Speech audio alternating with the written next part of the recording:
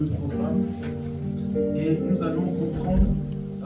Je vais faire une synthèse et on va aller un peu plus loin. Quelqu'un me dit Amen. Amen. J'ai dit quelqu'un me dit Amen. Bien. Amen. Vous savez, l'âme, c'est ce qui donne à l'homme de pouvoir vivre et de s'exprimer. Amen. Amen.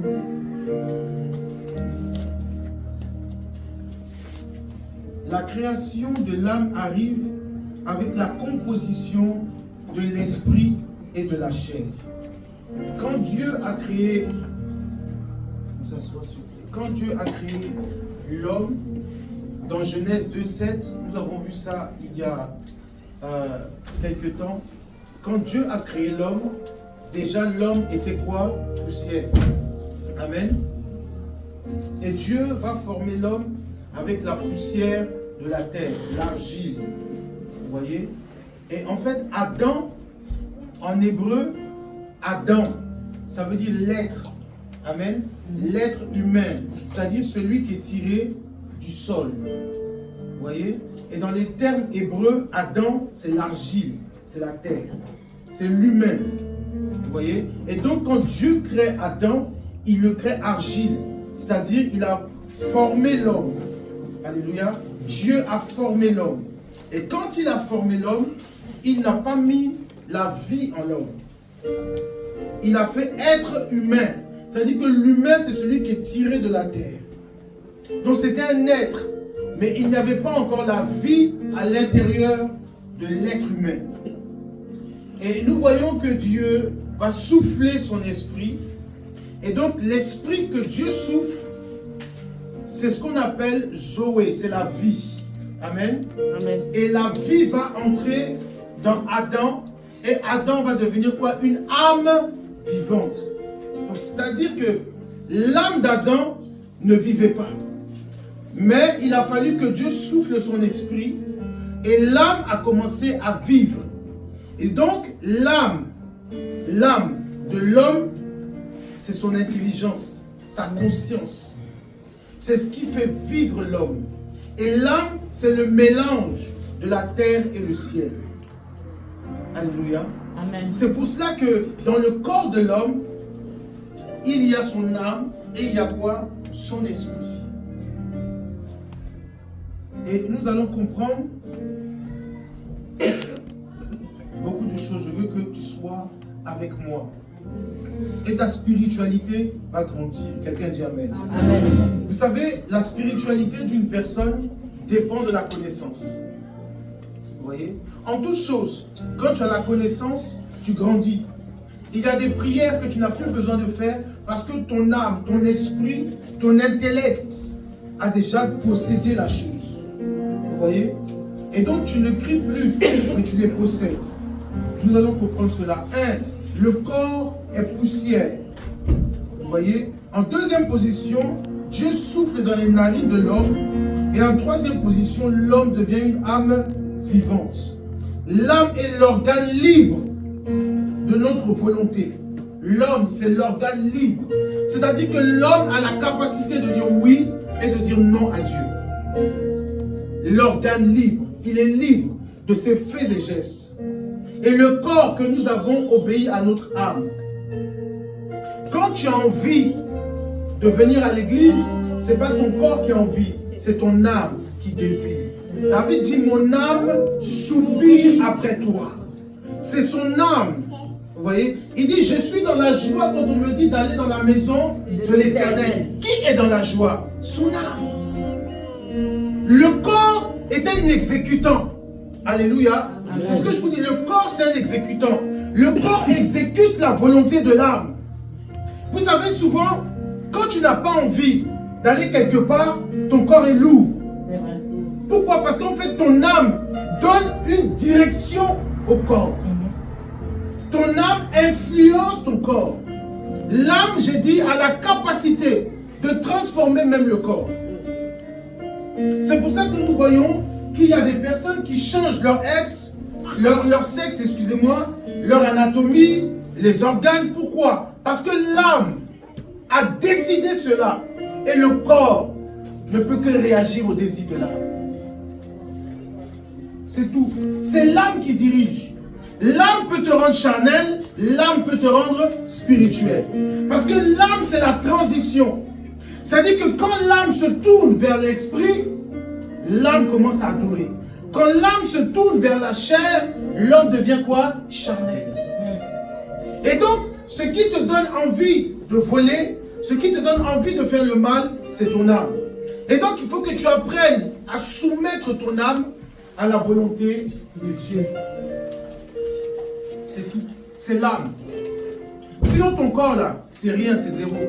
C'est pour ça que la Bible dit que la chair est faible, mais l'esprit est bien disposé. Tu peux être malade, tu peux être souffrant, tu peux être, comment ça s'appelle, paralytique, tu peux ne pas avoir les mains, les pieds, mais tu peux être spirituellement fort. C'est ce que les hommes ne comprennent pas. Les hommes veulent avoir ce qui est apparent, c'est-à-dire que les membres, la belle coiffure, la belle voiture, mais tu peux avoir toutes ces choses-là et être faible spirituellement. Et c'est-à-dire qu'on peut t'arracher, te déposséder de ces choses en une fraction de seconde. Pourquoi? Parce qu'en fait, ton âme n'est pas forte. C'est pour ça qu'il y a des personnes, on n'arrive pas à les envoûter. Ils ne prient pas, hein, mais on n'arrive pas à les envoûter. Pourquoi? Parce que leur âme est forte. En fait, c'est là que tout se passe dans la spiritualité, c'est ton âme. Quand ton âme résiste, il y a même des gens qu'on a essayé d'initier à la sorcellerie. Ça n'a pas marché. Pourquoi? Parce que leur âme, là, était trop forte. Elle a résisté. On vient, on lui propose des choses, on fait des choses, l'âme refuse. On n'est même pas encore arrivé au niveau de l'esprit. Hein. C'est l'âme qui décide du camp auquel il appartient. C'est l'âme. Tu veux être bon, c'est ton âme. Tu es mauvais, c'est ton âme. C'est ton âme qui va décider de ce que tu vas être. C'est pour ça que l'âme joue une partie très importante de notre spiritualité. Et beaucoup de personnes aujourd'hui s'obligent à aller à l'église. Pourquoi tu t'obliges? Parce que ton âme ne désire pas la présence de Dieu. Quand ton âme aspire à quelque chose, le corps là court après cette chose. Et donc il faut que tu donnes de la force à ton âme pour que ton âme puisse aspirer aux choses de l'esprit. C'est quand ton âme se connecte à ton esprit que tu deviens quelqu'un de spirituel. La spiritualité demande une connexion. Je vais vous expliquer. Quand, par exemple, tu pries, tu dis Seigneur, visite-moi. Et souvent, tu es là, rien ne se passe. Ça arrive souvent. Tu dis Seigneur, visite-moi, touche-moi, tu ne ressens rien. Pourquoi? Parce qu'en fait, ce n'est pas ton âme qui prie. C'est qui prie? C'est quoi? Hein? C'est la chair. C'est pour ça que Jésus dit que vous priez quoi? Du bout des lèvres. Vous adorez avec le bout des lèvres. Tu peux passer une heure dans la présence de Dieu. Seigneur, parle-moi, parle-moi. Ce n'est pas ton cœur. C'est ta bouche qui parle. Tu veux que Dieu te visite, mais ça ne vient pas du profond de ton âme. Mais regardez, à 90%, nous avons fait l'expérience que quand la situation devient très compliquée, que tes larmes coulent, que tu es dos au mur, et que tu parles, tu pries, il y a opération de miracle à l'instant. Pourquoi? Parce que là, ton âme s'est connectée. Ça vient du plus profond de ton âme. Et c'est ça en fait, savoir prier et s'exprimer avec son âme. C'est ce qui fait la spiritualité. Quand un homme de Dieu dit à quelqu'un tu es guéri, son âme désire la guérison de cette personne. Ce n'est pas lui qui souhaite, mais c'est son âme. Jésus dit mon âme est triste jusqu'à la mort. Pourquoi? Parce que son âme a ressenti la mort. Donc son âme est quoi? Attristée à l'intérieur de lui. Et la Bible dit que lorsque Jésus est en train de prier, que sa sueur est devenue quoi? Du sang. Mais pourquoi sa sueur est devenue du sang? Parce que son âme a ressenti la mort qui était en train d'arriver. Donc la couronne d'épines n'était pas posée, mais son âme avait déjà pressenti ça. Et donc son âme va faire quoi? Réagir la chair. Et la chair va commencer à sentir une douleur qu'elle n'a pas vécue. C'est pour ça que quand quelqu'un a mal au cœur, son corps là ressent la douleur. Souvent c'est ce que je disais la dernière fois, quand tu as un chagrin, on te donne la nourriture, ça n'a pas de goût. Vous voyez? Ce que tu aimes même manger ne te dit plus rien. Parce qu'en fait ton âme est dégoûtée. Et donc le corps ne peut plus rien faire. Il réagit à ce que l'âme lui transmet. Si l'âme dit que le placali n'a pas de goût, on va bien frapper le placali. Il n'aura pas de goût. Parce que ton âme ne soupire pas, ne désire pas, ne demande pas. Même quand une personne jeûne, cette personne à midi, elle commence à avoir faim parce que ton âme te dit de manger. Mais regardez, souvent même, tu sors le matin, tu rentres à 18h, tu n'as pas bu, tu n'as pas mangé, ça ne te dit rien. Vrai ou faux? Pourquoi? Parce qu'en fait, dès lors que tu décides de jeûner, ton âme est affectée. Et donc si ton âme refuse, le corps va trembler. C'est l'âme qui décide. Et si l'âme dit aujourd'hui on va jeûner, tu ne manges pas, et l'âme est disposée, tu peux faire 1 jour, 2 jours, 3 jours, toi-même tu es surpris. Pourquoi? Parce qu'en fait, c'est ton âme qui décide. Même ton âme peut te priver de la faim.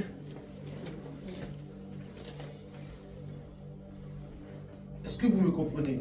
Et aujourd'hui, on va pousser dans la spiritualité de l'âme. Et vous allez comprendre que tu peux aujourd'hui prier et le miracle va arriver. Amen. Quand tu pries ainsi, c'est parce que ton âme s'est connectée. C'est tout. Et nous devons apprendre à prier avec l'âme. C'est pour ça que je dis souvent, quand tu n'as pas envie de prier là, ne prie même pas. Franchement, ne prie même pas. Parce que c'est du n'importe quoi. On ne prie que quand on est disposé. On ne force pas avec les choses de Dieu. C'est comme, tu donnes rendez-vous à quelqu'un et puis tu n'as pas envie d'aller au rendez-vous. Amen. Amen. Mais qu'est-ce qui va se passer? Quand tu vas rencontrer la personne va sentir que tu n'avais pas envie d'être là en fait. Tu vas dire à la personne, mais qu'est-ce qu'il y a? Tu n'avais pas envie de venir. Pourquoi? Parce qu'en fait, ça se ressent. Tu n'arrives pas à être joyeux, tu n'arrives pas à être bien. Parce que ton âme n'a pas envie. C'est ça. Ce n'est pas toi qui décides, ce n'est pas ton corps, c'est ton âme. Et nous allons voir comment travailler avec l'âme. Quelqu'un me dit Amen. Amen. Jean chapitre 6, verset 63.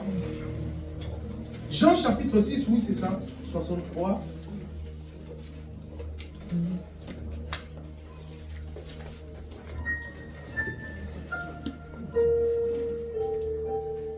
Alléluia. Amen. Bien aimé, est-ce qu'on peut s'élever sur nous comme écouter la parole? Jean chapitre 6, à partir du verset 63. Je lis la parole de Dieu. Mais il en est parmi vous quelques-uns qui ne... Pardon. C'est l'esprit qui vivifie. C'est l'esprit qui quoi? Donc, ça veut dire quoi vivifie? Qui fait vivre la vie. Qui donne la vie. Amen. Vas-y. La chair ne sert à rien. La chair ne sert à rien. Oui. Les paroles que je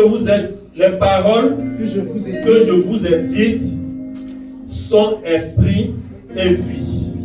Mais c'est bon, quelqu'un dit Amen. Amen. La Bible dit, c'est l'esprit qui donne quoi? La vie. C'est l'esprit qui donne la vie. Donc l'esprit appartient à qui? À Dieu. Donc quand l'esprit rentre dans le corps de l'homme, entre en contact avec son âme, c'est ce qui donne quoi? La vie. Je vous dis quelque chose, nous vivons tous ici par l'Esprit de Dieu. Que tu sois chrétien ou pas, tu vis par l'Esprit de Dieu. C'est Dieu qui maintient l'homme par son esprit. Vous voyez? Et dès lors que l'esprit quitte l'âme, c'est la mort. Alors, il y a deux types de mort. Il y a la mort physique et il y a la mort spirituelle. Et la Bible dit que c'est l'esprit qui donne la vie. Souvent, on est bien portant, on sort, on va au travail, on rentre, on fait nos activités, mais on est mort. On est mort. Ça dit que tu peux tout faire, mais c'est la mort. Ça dit que rien ne marche, rien n'évolue, rien n'avance, rien ne progresse. Tu es au même niveau depuis des années parce que tu es mort spirituellement. Et la Bible dit que la mort la plus forte, c'est celle qui est spirituelle. Parce qu'en fait, quand la chair meurt là, l'âme continue de vivre. Et donc cette mort-là n'est pas une vraie mort en vrai. C'est la destruction de la chair.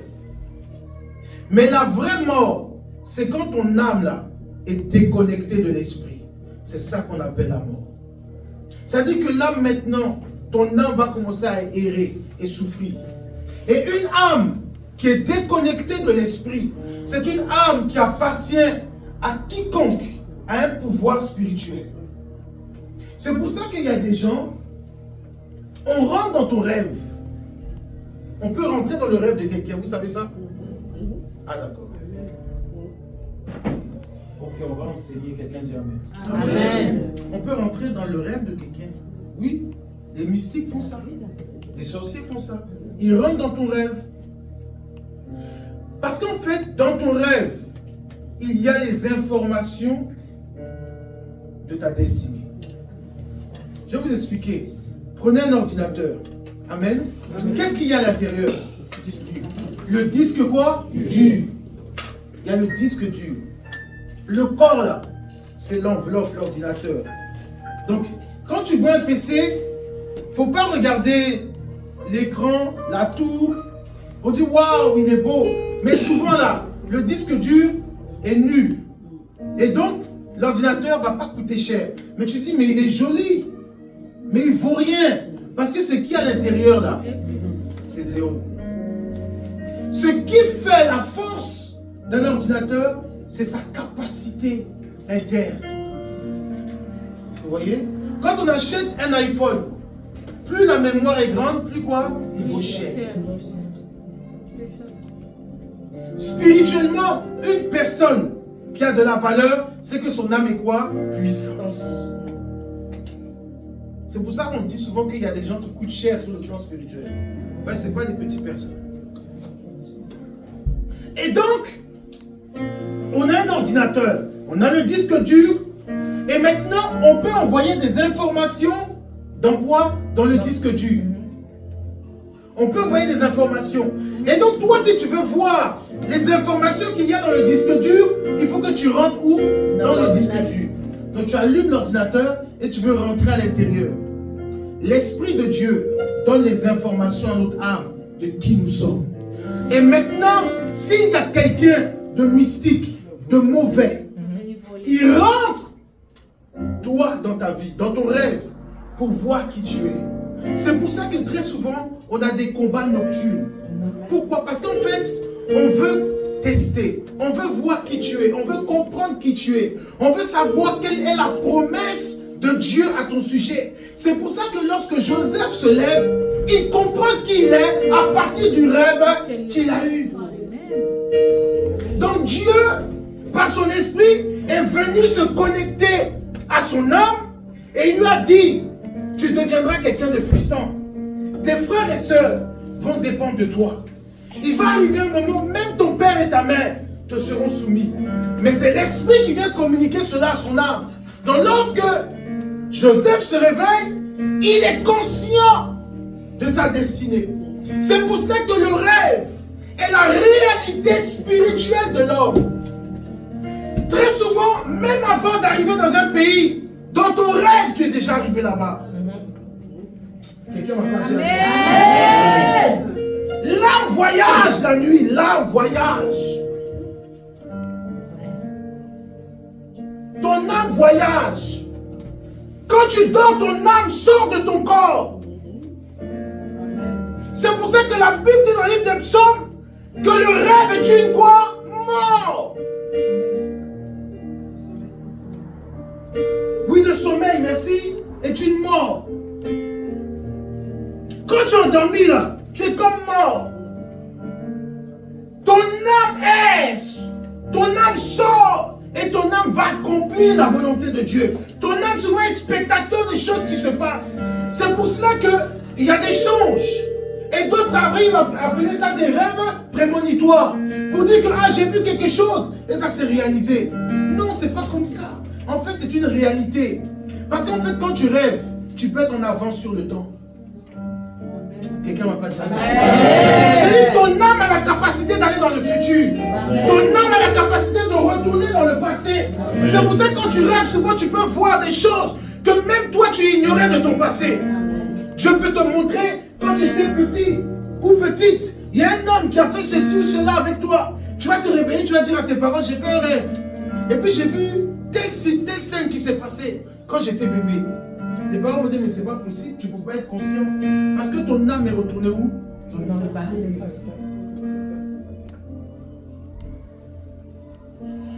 C'est ça. C'est pour cela que tu dois veiller sur ton âme. Comment tu peux veiller sur ton âme? Il faut connecter son âme à l'Esprit de Dieu. Parce que c'est lui qui quoi? Vivifie. C'est lui qui donne la vie. C'est lui qui donne la puissance. C'est lui qui donne l'onction. C'est lui qui donne le pouvoir. C'est l'Esprit de Dieu. Et plus tu te connectes à l'Esprit de Dieu, plus ton âme est forte. C'est pour cela qu'il y a d'autres, quand on veut les attaquer, on n'arrive pas. Parce qu'en fait, ils sont connectés à une source qui est plus puissante que la leur. Amen. Il y a des gens, dès qu'on les flèche, ils tombent. Pourquoi? Parce que leur âme est faible.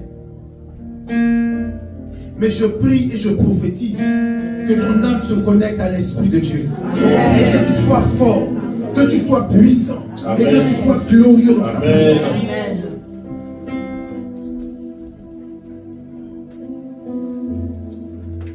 C'est tout cela qui fait la spiritualité d'une personne. La spiritualité, c'est pas on s'assoit là, on lit la Bible, ou bien on chante des cantiques, ou bien on prie pour prier. La spiritualité n'a rien à voir avec ça. Tu peux prier pendant des heures, tu fais peur à personne. Parce qu'en fait, ta prière, elle est charnelle. Ta prière n'a pas d'impact, elle n'a pas d'effet. Souvent, il y a des enfants qui vont à l'église. Les parents sont sorciers, les parents rient quand ils rentrent du culte. Ça a été ton culte, ça va, tout s'est bien passé. Les parents rient, pourquoi? Parce qu'en fait, tu t'en vas te promener. Tu sais, quand tu ne fais pas la chose de manière spirituelle, elle n'a aucun effet. Et pour que la chose devienne spirituelle, il faut la prise de conscience. Et la Bible déclare que l'âme, c'est la vie de l'homme. Et dans la vie de l'homme, on doit lui mettre les informations qui vont le faire réussir. Voilà pourquoi la Bible dit que la foi vient de quoi? Ce qu'on entend. C'est-à-dire que ton âme là va avoir la foi. Et ton âme va commencer à opérer dans le surnaturel. Parce qu'il aura entendu que. Mais tant que ton âme n'a pas été informée que, alors ton âme n'est paralysée devant le mur. Mais dès lors qu'on dira que ton âme peut traverser le mur, tu ne verras plus le mur comme un obstacle, mais tu verras le mur comme une formalité. Amen. C'est pour cela qu'il y en a quand ils ont un problème à la banque, ils ont un problème avec, comment ça s'appelle, la préfecture, ou ils ont un problème quelconque, ils sont déjà attristés. Pourquoi? Parce qu'en fait, leur âme est limitée. Ton âme te dit que là, c'est fini. Alors ton corps commence à se dégrader. Regardez, il y a des gens, qui sont malades et qui vivent avec la maladie depuis des années et la maladie ne les a jamais emportés. Il y a d'autres qui ont la même maladie. Le jour où ils ont appris, ils ont pris 40 ans. C'est bon, c'est faux. Pourquoi? Parce que l'âme a été affaiblie. L'âme a été affaiblie. L'âme a encaissé. Et l'âme a dit, je vais mourir. Et donc, quand l'âme dit, je vais mourir, le corps fait quoi? Il se dégrade. Il commence à mourir. Il commence à subir une pression que l'âme lui inflige. Mais dès lors que l'âme dit, je vais vivre, je ne mourrai pas, je vivrai et je raconterai la merveille. Alors le corps réagit, le corps lutte, le corps refuse, le corps ne se soumet pas à la maladie.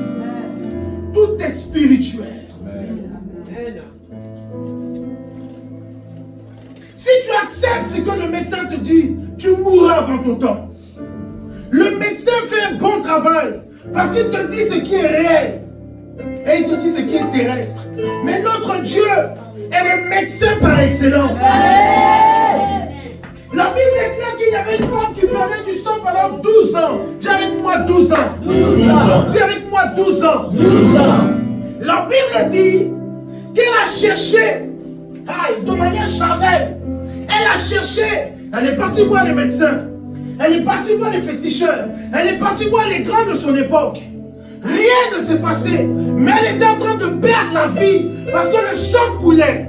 Arrivé un moment, son âme. Aïe, aïe, aïe. C'est là que commence la spiritualité. Quand ton âme commence à s'interroger, elle s'est dit en elle-même.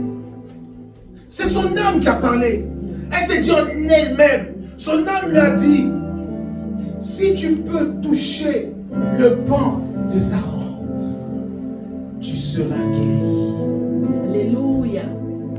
Si tu peux entrer en contact avec cet homme, tu seras guéri. Amen.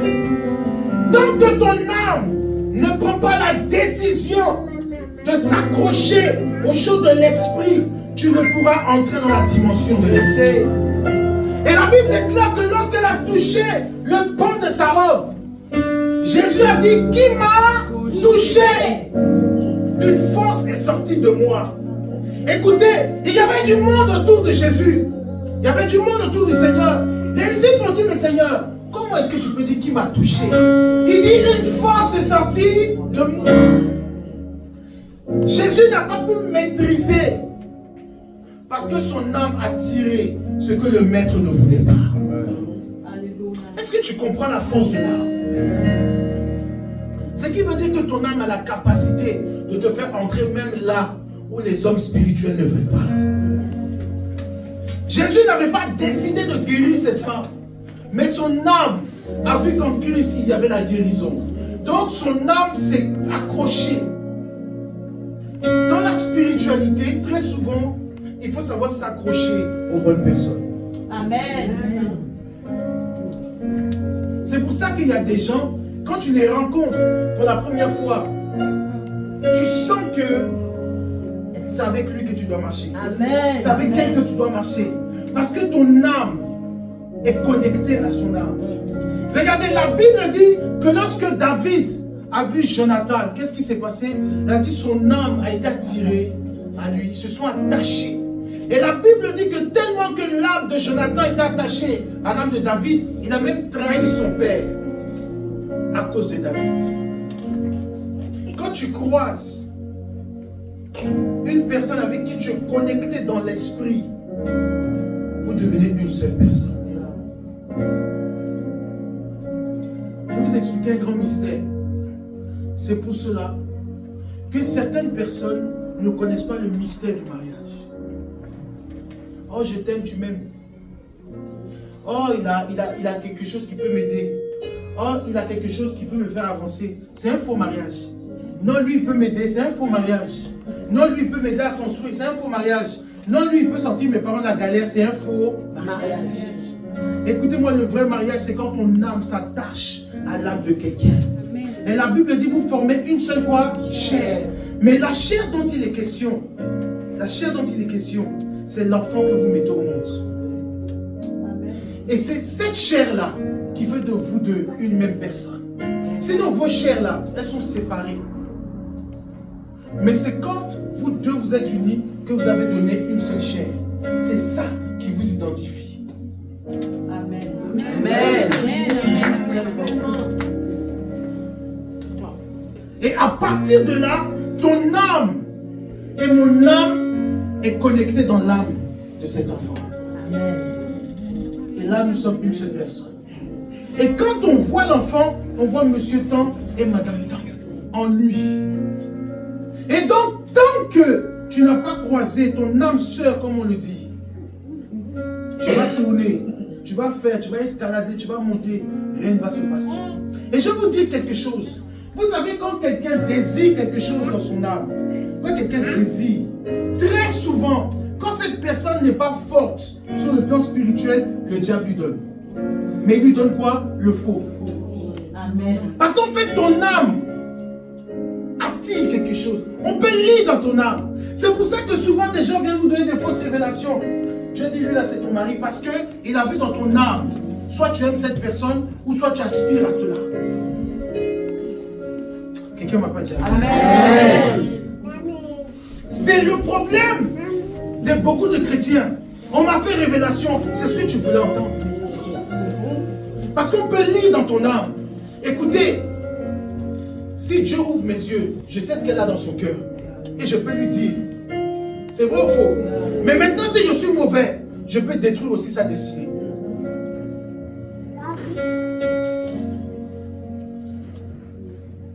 C'est la spiritualité de l'âme. C'est pour ça que ton âme, tu dois fermer ton âme. Toutes les portes de ton âme à toute mauvaise connexion. Pour détruire une personne, il faut entrer en contact avec son âme.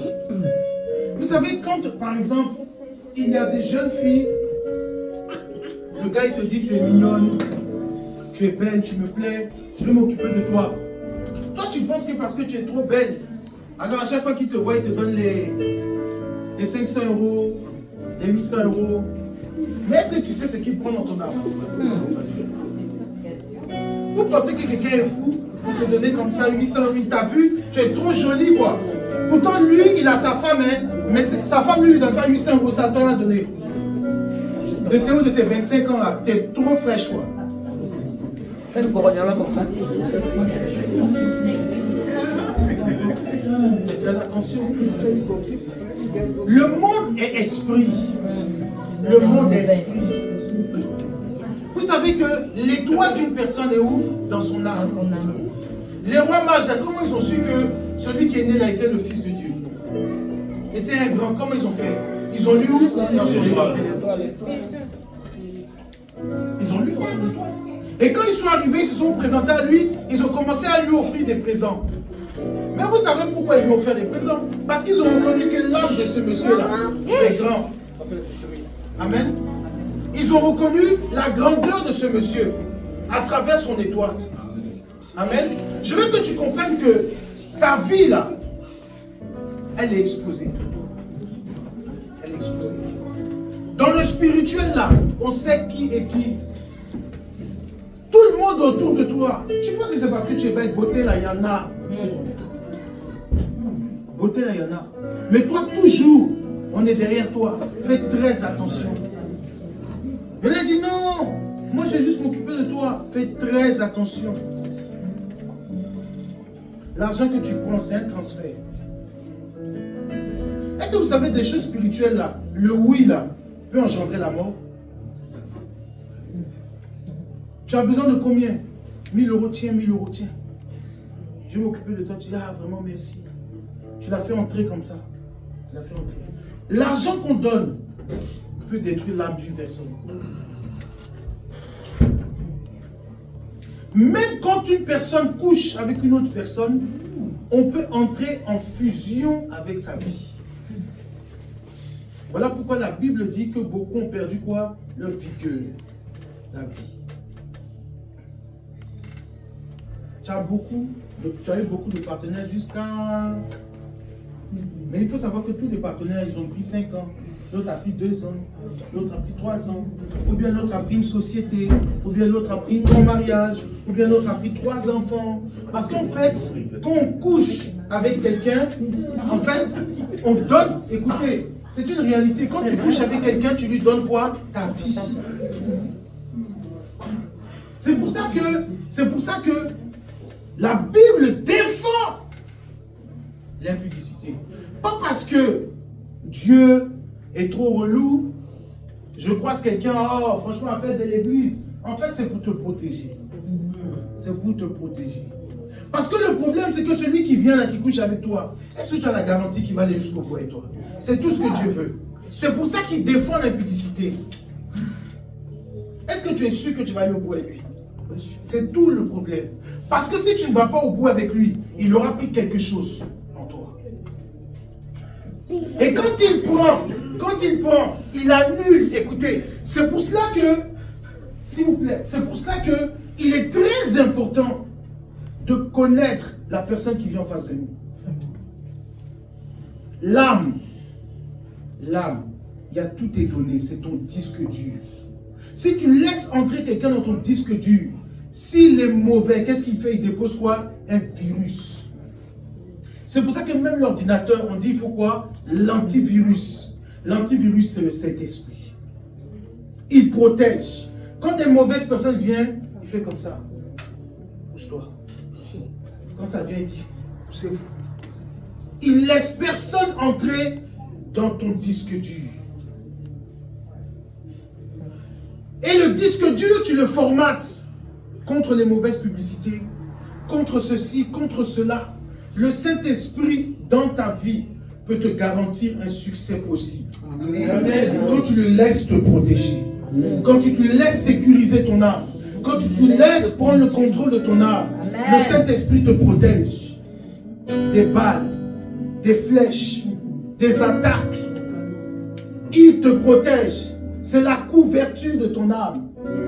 Et alors, David dit, même quand je marche dans la vallée de l'ombre de la mort, je ne crains aucun mal.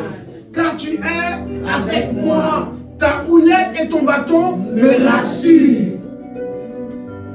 La houlette et le bâton sont les gages du Saint-Esprit. Il dit, même quand je marche au milieu de l'obscurité, tu es une lampe à mes pieds, une lumière sur mon sentier. Peu importe la nuit, peu importe les ténèbres, peu importe la sorcellerie, peu importe l'envoûtement, peu importe les malédictions, peu importe les œuvres du diable, peu importe les combats que je traverse, il est avec moi. Sa houlette et son bâton me rassurent. Mon âme est en sécurité. Alors David dit, mon âme soupire après toi, comme une biche près d'un courant d'eau. J'ai soif de toi. Je soupire après toi. J'ai besoin de toi. Sans toi, Seigneur, je ne peux rien. Je ne peux même pas vivre. Ma prière n'a pas d'effet. C'est ça le Saint-Esprit. Le Saint-Esprit est celui qui garantit, enveloppe, donne de l'assurance. Il faut que tu connectes ton âme. Souvent, il y a des choses pour lesquelles tu pries. Ça n'a pas d'effet. Parce que ton âme n'est pas connectée à la source qui s'appelle la réussite. Simon-Pierre a dit à Jésus, à qui irions-nous? Tu as les paroles de la vie. À qui irions-nous, Seigneur? Quand tu parles, mon âme est rassasiée. Quand tu parles, mon âme tressaillit de joie. À qui irions-nous? La réussite est dans ton âme. Affecte ton âme de la réussite. Simon a dit à Jésus, si c'est toi, ordonne que je marche sur l'eau. Ordonne. Et lorsqu'il a ordonné, Simon est sorti de la barque. Et il a commencé à marcher sur l'eau. Écoutez, de manière humaine, c'est impossible. Mais dans l'esprit, c'est possible. Simon, au plus profond de lui, s'est dit, si Jésus ordonne, je pourrais marcher sur l'eau. C'est ça la grandeur de l'âme. Croire que l'impossible peut devenir possible. Amen. Dans ton esprit, si tu te dis que je réussirai, tôt ou tard tu réussiras. Amen. Écoutez, je me suis dit quelque chose avant que je me marie. Lorsque j'ai rencontré Maman Lito, je lui ai dit, moi, je me suis toujours dit, à 25 ans, il faut que je sois marié et un enfant.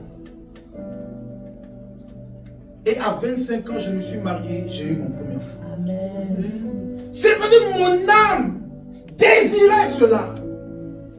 Il y a des choses que tu désires au plus profond de toi qui vont se réaliser. Parce qu'en fait, tu es déterminé dans la chose. Amen. Amen. Qu'est-ce que ton âme recherche? Qu'est-ce que ton âme veut?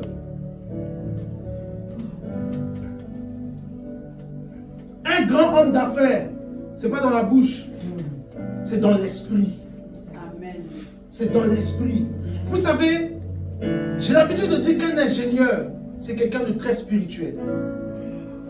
Pourquoi? Parce qu'en fait, un ingénieur conçoit une chose sans même qu'elle existe. Il a le prototype dans son esprit et il va le présenter au PDG. Et il lui dit, voici le projet. Voici la nouvelle voiture qui va sortir chez Peugeot. Voici la nouvelle voiture qui va sortir chez Porsche. Mais d'abord, l'ingénieur est le seul à avoir le prototype dans la tête. Et la Bible dit que Dieu emmène à l'existence ce qui n'existe pas. Tu es un ingénieur spirituel. Amen. Il y a des choses qui sont dans ton esprit que personne ne connaît. Même il y a des projets que personne ne connaît sur la terre. Il y a des affaires que tu vas entreprendre, tu seras la première ou le premier à le faire. Amen. Parce qu'en fait, il y a des choses qui sont en toi que Dieu a mis. Les données que Dieu met dans la vie d'une personne sont uniques. On peut tous se ressembler, mais ne pas avoir la même destinée. Amen. Et il faut savoir que dans ton ADN, Dieu a mis quelque chose que personne n'a. Il y a quelque chose que tu vas accomplir. Mais est-ce que tu crois en cela? Amen. Est-ce que ton âme soupire après la réussite? Amen. Arrête de dire, je suis pauvre, je n'ai rien, j'ai trop de problèmes. Tu affectes ton âme. Tu affectes ton âme. À chaque fois, on n'a rien. Pourquoi tu as ce langage? Tu as tout avec Jésus-Christ. Amen. La Bible dit, vous qui n'avez rien, venez acheter quoi? Gratuitement. Qui croit en cette parole? Amen. C'est ça en fait être chrétien spirituel. Tu achètes gratuitement. C'est impossible. Mais Dieu dit que c'est possible.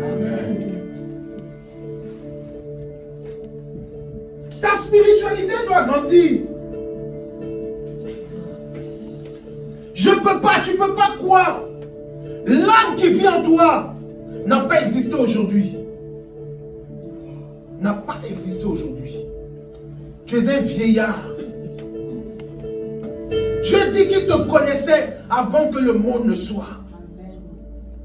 Et toi, tu as peur de ce qui existe aujourd'hui. Tu ne te connais pas. Il n'y a rien qui peut te résister. Il n'y a rien qui peut tenir devant de toi. Si toi, tu confesses ta défaite, tu perdras. Mais si tu confesses ta victoire, tu gagneras. Amen. Regardez, je vais faire une petite parenthèse. Hier, j'ai regardé la finale de la Ligue des Champions. Le Real Madrid a gagné comme d'habitude. J'étais là avec Maman Lito. Maman Lito dit, mais les petits là, ils n'ont qu'à gagner aussi un jour. J'ai dit, Maman Lito, c'est cramé déjà, on sait qui va gagner. Les jeunes, ils ont dominé jusqu'à... Ils n'ont pas marqué. Vous savez pourquoi le Real Madrid gagne toujours? Parce qu'en fait, ce club-là a une ADN. C'est-à-dire qu'il formate les gens à la réussite. Quand tu joues au Real Madrid, tu sais qu'un jour tu vas gagner la Ligue des Champions, c'est obligé. Est-ce que vous réalisez? C'est-à-dire que les gens courent là-bas pour gagner. Pourtant, il y a des grands clubs, il y a des grands joueurs. Mais quand on regarde l'équipe du Real Madrid, là, il n'y a pas les grandes stars. Les grandes stars sont ailleurs, mais eux, ils gagnent les grandes stars. Parce qu'ils sont dans le club qui doit gagner. Toi, tu es dans la maison de Dieu. Et l'ADN de Jésus-Christ, c'est la victoire. Amen. Tu es né pour gagner. Tu es né pour réussir. Tu es né pour prospérer. Tu es né pour évoluer. Tu joues dans la bonne équipe. Tu es le roi du club. Tu es le bon président qui s'appelle Jésus-Christ de Nazareth.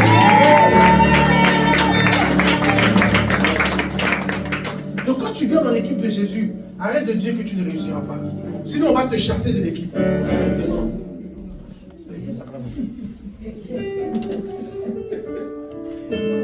Nous on a l'ADN de vainqueur.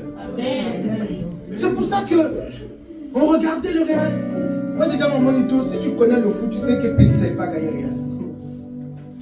On les voyait, ils s'agitaient, ils couraient, ils têtent ici, ils tirent ici poteau.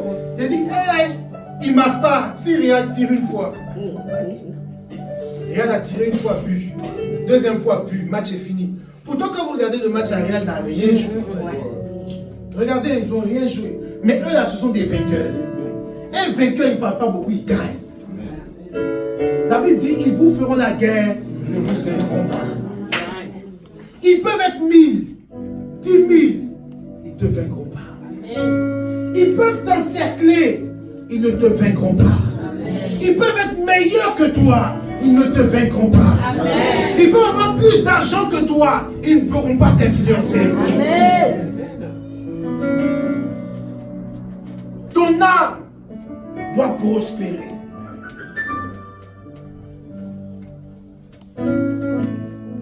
Quelqu'un me dit Amen bien. Amen.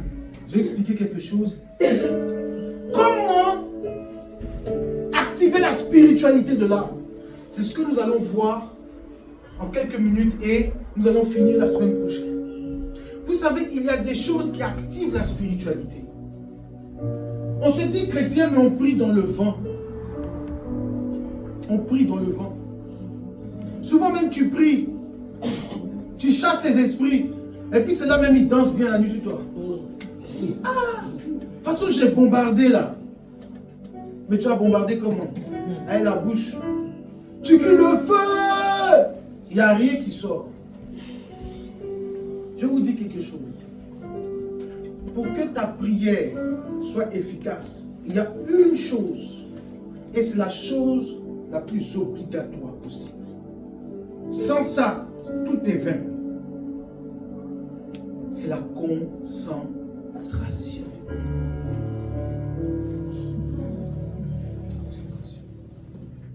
Quand tu fermes les yeux, tout ce qui est autour de toi n'existe plus. Un homme spirituel doit avoir le point de concentration. C'est là qu'il arrive à capter l'énergie. Sans ça, c'est zéro. Tu peux faire tout le spectacle que tu veux, il n'y a rien. Mais quand tu es concentré et dans ton esprit, tu vois la chose se réaliser. C'est à partir de là que la prière prend son effet. Voilà pourquoi la Bible dit, lorsque vous priez, croyez que vous avez quoi? C'est-à-dire qu'avant que la prière ne soit formulée, Dieu te l'a déjà donné. C'est le secret de la spiritualité. Il y en a qui prient, rien ne se passe. Et il y en a souvent qui disent 2 minutes, merci Seigneur, je te rends grâce pour cette nuit. Demain j'ai rendez-vous, accompagne-moi, Amen. Il donne le matin, il possède. Amen. Pourquoi? Parce que lui, il est focalisé, il est focus. Il n'est pas dans tes distractions de Netflix. Il n'est pas dans tes distractions de... Non, il regarde les bêtises ou bien il va appeler à Ferrage. Écoute, lui, il est concentré. Demain, il a un rendez-vous. Il dort. Et quand il dort, il se voit en train de faire son entretien. Il se voit en train de valider l'entretien. Il ne veut pas qu'on le distrait. Il ne veut pas qu'on l'appelle pour lui dire la société où tu vas là, on n'a jamais embauché. Il ne veut pas de fausses informations. Il veut être concentré sur sa réussite. Ce que Dieu lui a dit là, c'est ça qui doit arriver. Amen. Écoutez, quand Pierre sort de l'eau, Pierre marche sur l'eau. Mais qu'est-ce qui se passe pour que Pierre puisse s'enfoncer en plein milieu? Pourtant, il avait bien commencé. Ce sont les informations qu'il a reçues. Simon savait qu'il y avait le vent, il savait qu'il y avait la tempête, mais il a quand même dit à Seigneur, ordonne. Vous savez, quand j'étais en train de méditer pour la première fois ce passage, j'ai dit à Dieu, mais Seigneur, pourquoi il s'est enfoncé? S'il savait qu'on ne pouvait pas marcher sur l'eau. Et l'Esprit de Dieu me dit, il n'était pas seul dans la barque. il a commencé à marcher sur l'eau, les disciples ont dit, Simon, tu marches sur l'eau. Simon, ce que tu fais là, c'est dangereux. Simon s'est retourné. Dis avec moi la distraction. La distraction. Tu es en train d'accomplir un exploit et tu écoutes les gens qui te disent que c'est impossible. Il y a une affaire de 50 000 euros. Tu es dessus. Si tu rates, Eric, business là, si tu rates, dès que tu vas avoir, Eric va commencer à ralentir. Eric, tu peux rembourser 50 000 euros actuellement là. Est-ce que tu travailles? Deuxième pied en arrière. Eric, moi il te prévient, je suis ton ami. Eric. C'est fini. Eric. Eric. Pourtant il était prêt d'empocher les 50 000. Son âme a été affectée.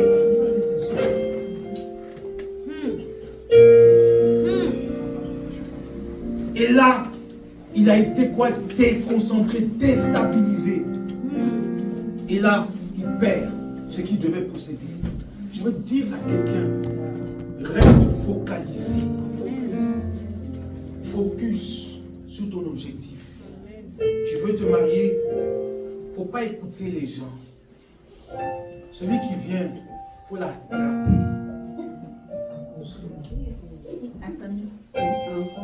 Tu me comprends? Non, tu sais, le gars là, non, le gars là, c'est pas un bon gars. On dit, tais-toi, arrière de moi, Satan. S'il a été mauvais pour toi, qui t'a dit qu'il va être mauvais pour toi? Alléluia. Est-ce que vous savez, il y a des gens qui ont été bons pour d'autres et mauvais pour d'autres? Non, moi je le connais, lui là. Arrière de moi, Satan. Là, c'est comme il dit, Satan, dégage. C'est tout. Tu n'es pas là pour écouter les bêtises. Ta grâce là va le transformer. Amen. Ton âme est forte. Elle est forte. Tu vas soumettre son âme. À partir d'aujourd'hui, tu deviendras un bon mari. Amen. Tu étais mauvais, mais tu as rencontré une source intéressante. Amen. Et quand tu marches avec moi, tu marches avec le Christ. Amen. Donc tes expériences passées s'arrêtent aujourd'hui. Tu adresses une prière à son âme. Amen. La semaine prochaine, je vais vous apprendre comment on prie sur l'âme de quelqu'un. On s'en volait maintenant. On s'en volait ici.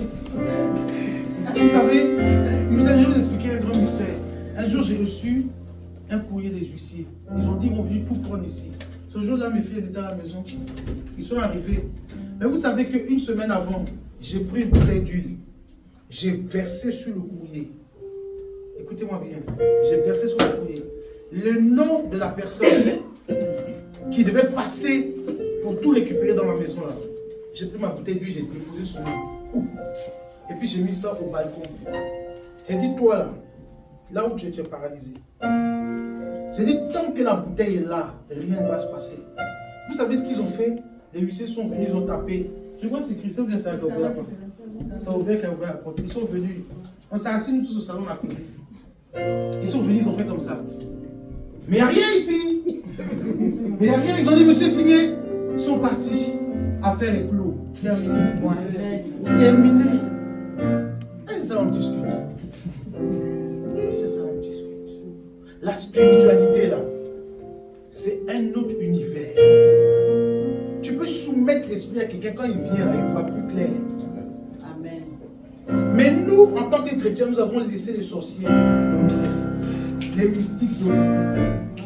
Le pouvoir, là, on l'a perdu. Écoutez, la spiritualité, là, c'est plus que la sorcellerie. Je vous dis la vérité. Souvent, même tu vois un homme, tu l'appelles son âme. Tu dis à partir d'aujourd'hui, toi, voilà comment tu dois être avec moi, voilà comment tu dois marcher. Tous les jours, tu pries sur lui. Tu vas voir qu'il va commencer à changer. Il va commencer à t'aimer. Quand il te voit, hé chérie, tu es belle, oh. Pourtant, tu es en paille, tu n'es même pas jolie. Attendez, les gens qu'on a envoûtés là, les gens qu'on a envoûtés, on a mis dans le cadenas. La fille est vilaine et puis il court après elle. C'est quoi? C'est son âme, on a attaché, non? C'est spirituel. mon mari doit m'aimer. Mon mari doit m'honorer. Tu pries, il va t'honorer. Tu t'adresses à son âme tous les jours, la nuit, vous dansez. Pourquoi tu n'as pas prié sur lui? Quelqu'un m'a pas dit amen.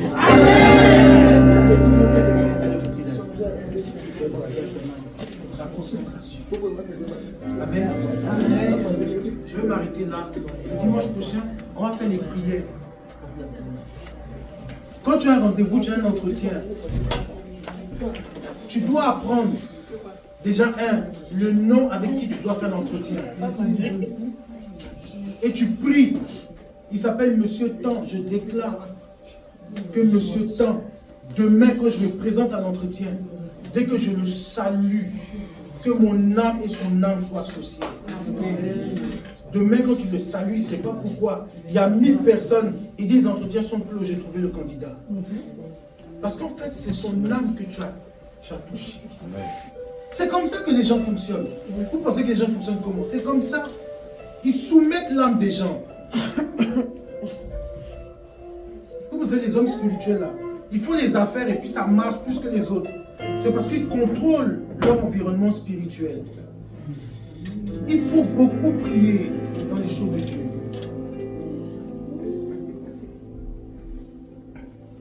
Les gens ils voient ça comme du mysticisme. Appelez ça comme vous voulez. Ce qui est sur ça là, c'est de Dieu. C'est de Dieu. Le diable n'a rien inventé. C'est copie il fait. Tu dois prier sur certaines situations. La préfecture, tu dois prier. Vous savez, une nuit, les gens quand j'étais fou, j'avais un problème à la BNP, c'était il y a très longtemps. Une nuit, Dieu me dit sors. Parce que moi, à l'époque, j'aimais beaucoup prier la nuit. Et je sors dans la rue, je commence à prier, je crie. Dieu m'a dit va à la BNP, impose ta main sur le guichet, le truc là, pour distributeur automatique. Et puis j'étais là, au nom de Jésus. Et puis une dame, j'étais en train de parler à l'automate. Est-ce que vous ne voyez pas que le gars il devient fou? Les gens passent, ils sont dit il va braquer la route. Il va casser. Moi j'ai un problème à la BNP. Je parle à la BNP. Mon frère, la foi là, c'est une folie. Si toi tu veux voir ça comme de l'amusement, vois comme de l'amusement. Mais ce qui est sur le résultat là, ça va sortir. En fait, il faut activer les choses. J'ai aimé son message où il dit, sortons de la zone de confort. Moi j'ai expérimenté des prières. Quand vous voulez prier que c'est chaud, sors, va dans les bois. S'il y a un bois à côté de chez toi, sors. Moi, avant, je rentrais dans les bois, il n'y a pas de lumière. Je crie. Je vais dans les parcs, je prie la nuit. Je vais au bord de l'eau, je prie. Je m'en fous des gens qui me regardent. Moi, j'ai quelque chose à atteindre. Toi, tu es toujours sous la couette, couché là. Au nom de Jésus, tu es au chaud. Tu fais des bonnes choses, mais tu n'es pas prêt à te mouiller. Il fait froid, sors. Mets un bonnet, mets une écharpe, puis tu fais ton ribaba dehors. Les gens te regardent, tu les salues, puis tu continues. Tu ne regardes pas quelqu'un, l'exaucement est proche.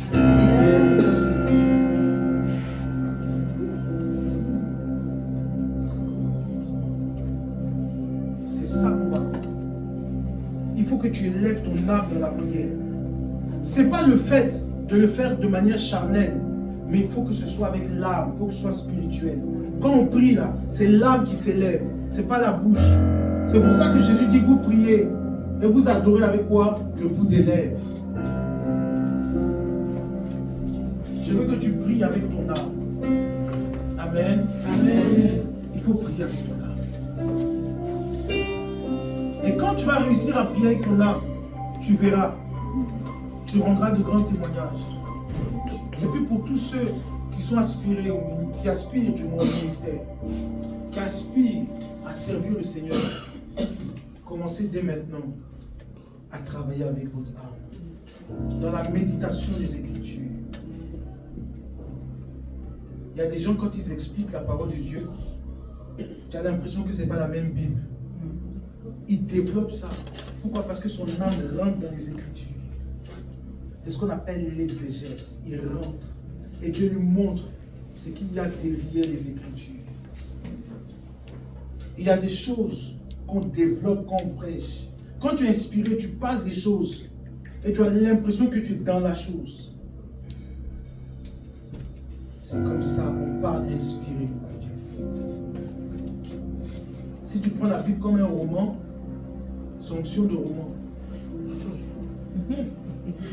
Quelqu'un me dit Amen. Amen. C'est onction de roman. Mais quand tu lis la parole de Dieu avec ton âme, vous savez, pour prêcher, souvent je lis 10 fois un passage. Je ne sais pas si vous comprenez.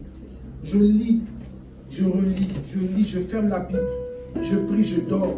Demain matin, je reviens, je réouvre. Et puis après, maintenant, paf! Je tombe sur une lettre, un mot. Ça change le message. C'est ce qu'on appelle la révélation. La Bible dit celui qui cherche trouve. Non, je dis je ne comprends pas. Nous tous on dit on ne comprend pas. Mais on insiste. Je prie, je ne vois pas. Nous tous on prie, on ne voit pas. Mais quoi? On insiste. Je veux, à partir d'aujourd'hui, que ton âme grandisse. Amen. Que tu deviennes quelqu'un de spirituel. Amen. Au nom de Jésus-Christ. Amen. Tiens-toi debout.